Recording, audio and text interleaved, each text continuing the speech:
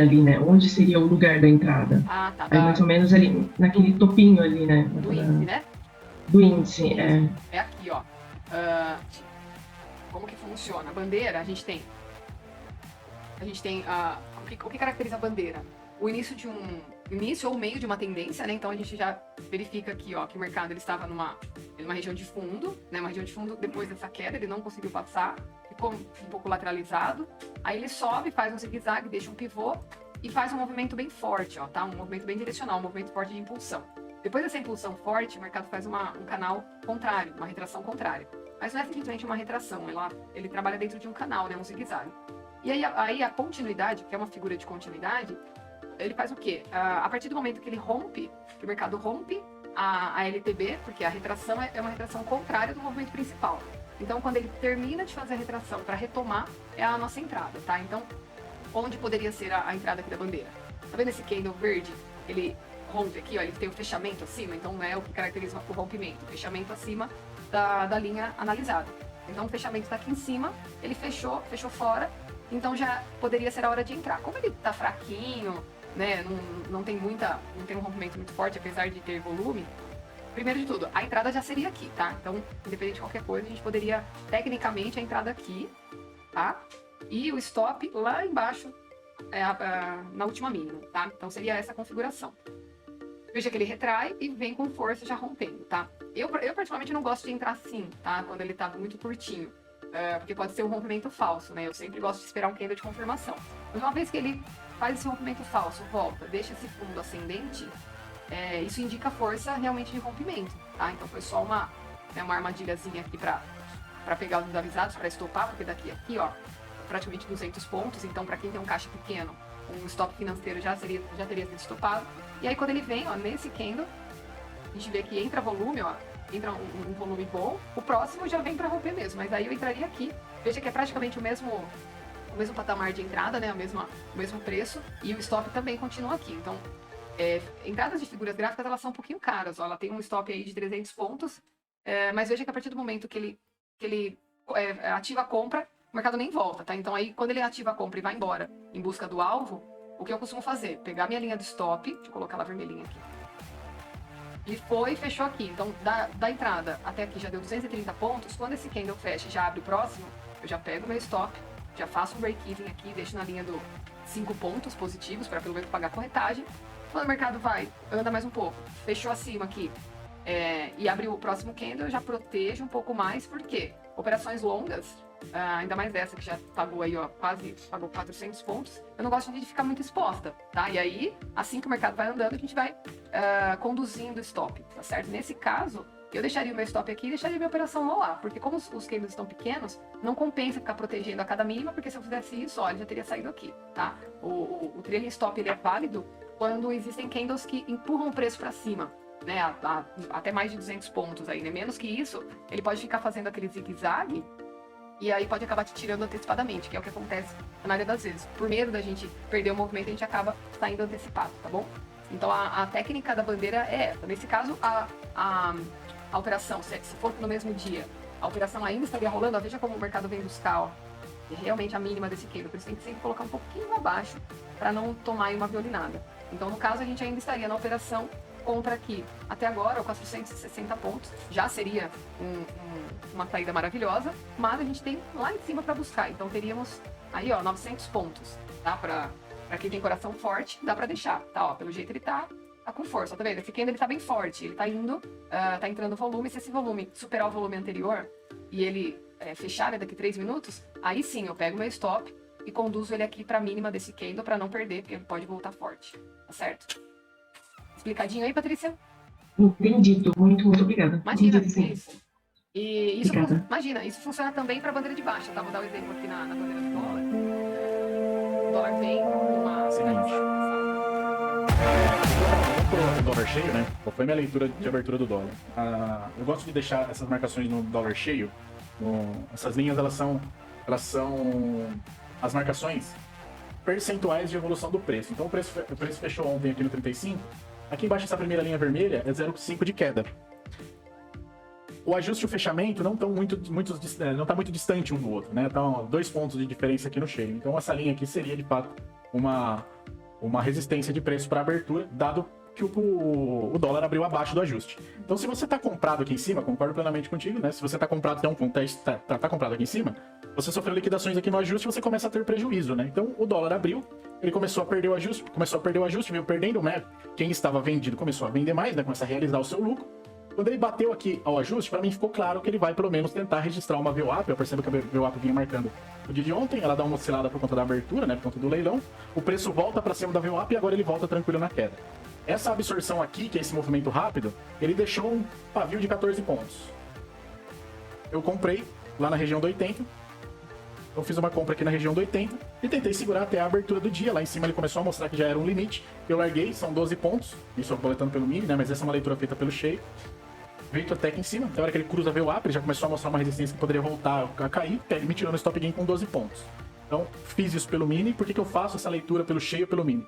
Quando o mercado abre só o mini, ele fica muito perdido, ele fica muito instável. Porque é só a liquidez que tá rolando ali, tem robô, tem HFT, e eles têm mais poder de velocidade do que a pessoa física. Então eu não gosto de operar. Abriu o cheio, começa a fazer alguma confluência entre os dois. E aí, como o cheio abriu um pouquinho depois, deu tempo de pegar o mini lá embaixo e subir com esses 12 pontos que o cheio iria corrigir. E foi bem rápido também, né? Porque ele absorveu e foi. Até demorou um pouquinho, ele subiu, né? Pra ele duraram 2 minutos. Duraram 2 minutos, mas pra ele subir até lá e foi rápido. Sim. Pra ele subir, ele é rápido. Mas aí ali em cima a decisão se ele volta ou continua, eu decidi sair. Perfeito. Disposição muito curta, né? Me expôs 3 pontos negativos só, disposição boa. Então vamos pegar mais 6 pontos. Maravilha. Beleza? Legal, hein? Obrigada. Pivô, então temos boas operações a serem feitas aqui, tá? Sem considerar a operação de rompimento. Já teria pago aí 5 pontinhos depois desse rompimentinho aqui. Então, lembrando, né, que o que a gente sempre... É um dos conteúdos que a gente vê em aula e que eu falo que é a essência do mercado, né? Se você não tem essa teoria, você possivelmente não vai conseguir desenrolar, né, desenvolver nenhuma técnica usando algum indicador e nada, que é a questão dos 3 primeiros movimentos do mercado. Seria o quê? Primeiro movimento, início de tendência, rompimento de uma região, rompimento de um suporte, então você pode operar no rompimento. Segundo movimento, retração, pullback, teste na região rompida, então segunda operação. Terceira operação, continuidade da tendência. Tem aqui, esses desenhos ficaram um pouquinho esquisitos, mas temos aqui o rompimento do pivô, né? Armou o pivôzinho de baixo. E aqui a gente entra no pivô, ou seja, 3 operações no mesmo movimento. Rompimento, pullback e pivô, tá certo? Então você pegando esses 3 primeiros movimentos, principalmente no início da tendência, é muito lucrativo, né? Porque como vocês sabem, os 3 primeiros movimentos, eles são mais fortes. Porque é ali que está o volume. Ainda mais se o mercado vem de uma lateralização ou de um movimento de alta, onde houve uma reversão, né? Então, se a gente tem aqui se a gente tem aqui uma LTA e a LTA foi rompida, isso aqui é um início de uma reversão. Então, é um movimento bem forte porque o mercado quer mudar de direção, né? Ele quer romper fundo, ele quer buscar os suportes que ele foi deixando. Então, é bem lucrativo esses 3 primeiros movimentos, tanto de baixa quanto de alta, tá? Então, de olho aí sempre nesses movimentos. Oi, Renan. Bom, bandeira confirmada, né? Bandeira do alvo atingido aí, tá? Nesse momento o dólar 4,79, hein? Pois é. Vamos pra Disney, será, né? Daqui a ó, indo pra 1,50, pulo, velho. Já. Olha lá, bateu, atingiu então. Então, nossa bandeira já foi analisada, confirmada e paga, tá? Então, a partir de agora, a gente começa a analisar outros movimentos. Um deles é esperar a retração.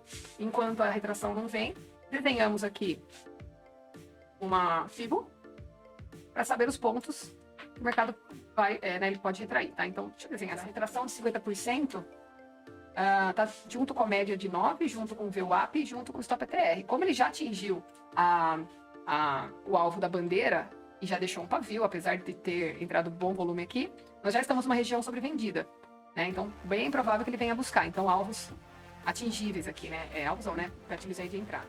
No gráfico de linha.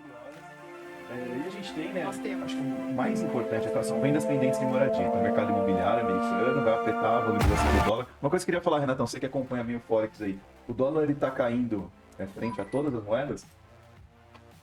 Se o dólar cai? Não, ele tem um desempenho misto, mas aqui no Brasil está acontecendo um fenômeno muito clara de cash and carry.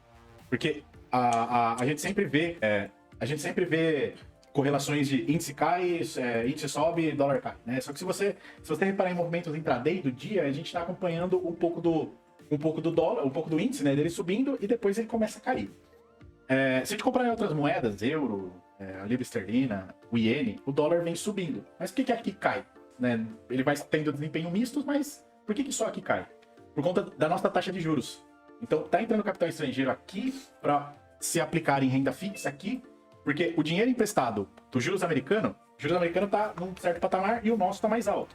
Então, se a gente tem uma entrada de capital aqui para comprar e se aplicar em renda fixa aqui, o que se gera de lucro com renda fixa é maior do que o valor do empréstimo, você paga ele lá e ainda te sobra lucro. Perfeito. E isso são movimentos monstruosos que vem acontecendo. Então, esse movimento atípico que a gente vê aqui, que aqui é só queda, enquanto pelo mundo ele tá misto, é por conta disso. Ele tá tendo Legal. movimentos aí estranhos, mas aqui é por conta disso. Tanto que a gente tive mentoria do Forex ontem e vi uma coisa que eu não tava. Me incomodou um pouco, eu queria saber o porquê. O rublo, a moeda russa, ela já recuperou 50% de toda a tomada de alta que deu por conta da guerra. Por que isso, se a guerra não acabou? Né? Aí vem as medidas que daí, né, as respostas das sanções que o Putin faz em agora gás natural, o trigo, commodities russas são negociadas só em rublo. Então a procura pela compra, não só pela decisão americana, mas o mercado está fazendo ele cair. Então o dólar passou por uma influência muito grande do petróleo no começo do ano, mas agora ele estabilizou. Ele está tendo movimentos mais naturais. Legal. Cada um com a peculiaridade. Eu dei uma apertada agora nessa aproximação, né? Falta um minuto para os papéis se autorizarem a abrir. Então a gente vê 3 dias aqui bem densos, né?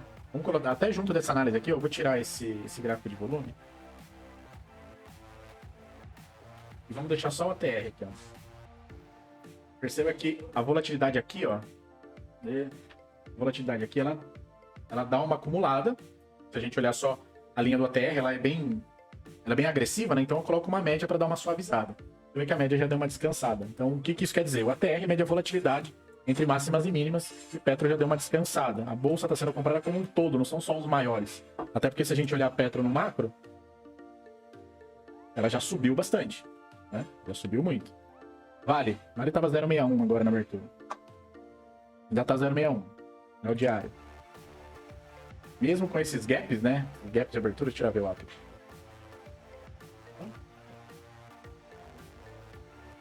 Esses gaps que aconteciam durante os anúncios da guerra, volatilidade do dólar pelas commodities, os gaps essa semana já deram uma diminuída. A gente só teve agora no dia 21, abertura da semana, um gap de abertura e ele se acumula.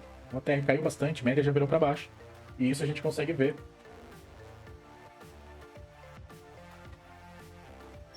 na commodity.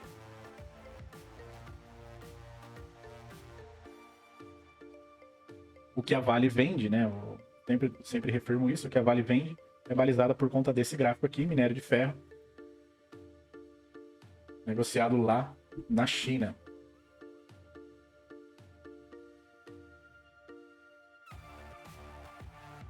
Deixa eu carregar aqui o diário. Um dia. Então, grandes alargamentos, né? E agora ele voltou a trabalhar num range de preço. Essa madrugada teve um movimento volátil de alta, mas não reflete tanto, né? Quando a gente já passou por dias aqui em que uma madrugada forte como esse dia aqui, né? Em que a gente tem mais de 10% de amplitude no dia, aqui chega a puxar quase 3%. E não teve esse reflexo ainda. Bancos. Bancos refletem o que está acontecendo no Ibovespa, e é por isso que a gente vê esse movimento que eu comentei de cash and carry, né? Em que o capital estrangeiro vem para cá, ele investe em renda fixa. Qual o mais sólido hoje, momentaneamente, que tem o dividend yield, que é o mais alto, que é a métrica para você saber quais são os setores que melhores pagam os dividendos, hoje estão aqui nos bancos e refletem aqui essa tomada bem forte aqui, ó. Se a gente vê esses dias positivos, quantos dias são de tomada forte? São 7 dias. Ibov, diário, ó, reflete muito. O capital estrangeiro está entrando, ó, 7 dias. O capital estrangeiro está entrando pela via dos bancos. Abertura do 0 a 0 do Ibov, já acabou de abrir, 119,056. Então esse 0 a 0 não vai agredir muito o índice. Então não acredito que ele dê um bom movimento aqui durante esse movimento até a hora que tenha algo, tem alguém que corra, alguém que corra, né? Vale Petra, se eles decidirem, se vierem movimentação para explodir. Mas por ser sexta-feira, as posições já estão montadas, né? As posições, os players estão montadas. Eles vão desmontar ou montar ou renovar para segunda-feira. Então, não acho que a gente tenha aí uma volatilidade grande para essa abertura. O mercado americano pode trazer o oposto por conta dos bancos aqui. Então vamos ver os ativos dentro dela. Já que o capital estrangeiro tá vindo, né? Quando abrir a praça lá, ó, é passo de alta. Quanto tem aqui em Itaú? 0,18, mas são 10 centavos. Nem tão gap de alta. Olhar o diário? Nem tão gap, ó. Cadê? Então, não creio que ele saia dessa mesma região. Ó, como a volatilidade caiu bastante. Então, veio muito forte, levou a média. Subiu aqui seus 7 dias aqui subindo, ó. E já começou a subir até um pouco antes. BBDC4. Já tá descansando já há um tempo. Talvez aqui talvez seja interessante a gente ver volume. Não é em Bradesco que tá entrando. Volume. Ações eu olho financeiro. Pro mercado futuro eu gosto de olhar quantidade. Então, não existe uma agressão muito forte de volume aqui. Ou talvez tenha. Então tem um pouquinho maior. Então, acho que a gente vai ter uma sexta-feira calma. Eu acho que as amplitudes de movimento aconteceram agora na abertura. E o índice respondendo, ó, um pouquinho. Pra descer todo santo ajuda, né? O índice já caiu desse range que eu esperava. Deve ser até por conta do Ibov. O Ibov não cedeu, tá descendo por conta própria. Então, são dias que a gente não acha a confluência, né? DIs comparados. DI 1, F, vamos pegar um longo, 25. Eles já pararam aqui nessa região, agora tem cara que ele compra o preço. Então, o DI ele tem correlação negativa com o índice, então se ele cai, o índice sobe. São dias difíceis, né? A expectativa é, com esse gráfico caindo, a gente vê o índice subindo. Não é um dia tão normal para a gente achar uma confirmação no mercado para esperar o volume aparecer. Então tenhamos cautela aí e até às 11h30, quando o mercado americano abrir. Certo? Certinho. Em dólar. Testando aqui 38. Seria muita antecipação da minha parte, mas eu já vou desenhar aqui para que vocês acompanhem, tá? Eu acho que pode ser que... Ó.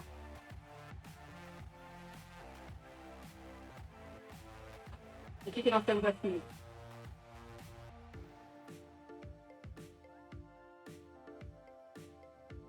Um ombro, cabeça, ombro invertido, tá? Se ele respeitar, ele pode fazer esse movimento e jogar o preço para cima. Como nós estamos numa região boa de suporte, a gente já tá vindo, né, perdendo fundos aí, pode ser que fundo duplo e ombro cabeça invertido apareça, tá?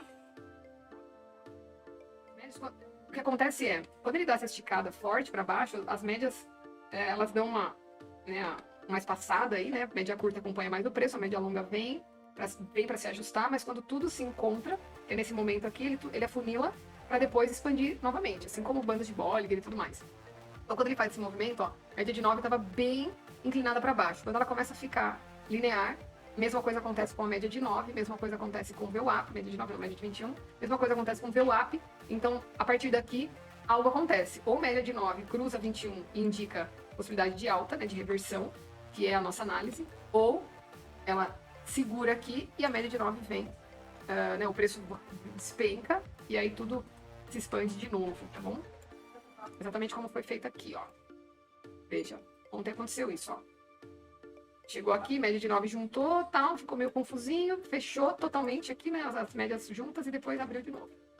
Pode ser que isso se repita.